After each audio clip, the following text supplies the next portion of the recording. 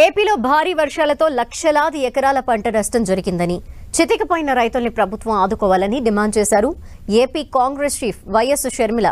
వర్షాలు, వరదల వల్ల రైతులు భారీగా నష్టపోయారని, వారిని ఆదుకునే బాధ్యత కూటమి ప్రభుత్వానిదేనన్నారు. రాష్ట్రంలో భారీ వర్షాలు పడితే ఎన్ని ఎన్డీఆర్ఎఫ్ బలగాలు వచ్చాయి? ఒకవేళ గుజరాత్, ఉత్తరప్రదేశ్లో ఇదే జరిగితే ఎన్ని బలగాలు వస్తాయని ప్రశ్నించారు. కేంద్రం రాష్ట్రంపై సవతి తల్లి ప్రేమ చూపుతోందని ఆరోపించారు.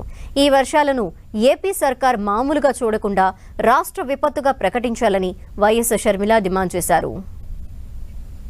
అంటే వేసిన పంట నష్టపోవడం ఒక ఎత్తు అయితే, మళ్ళీ ఈ వర్షాలు అయిపోయిన తర్వాత పంట వేసుకోలేని పరిస్థితులు కూడా ఎంతో మంది రైతులు ఎదుర్కొంటున్నారు. మరి ఇలాంటి వాళ్ళ పరిస్థితి ఏమిటి?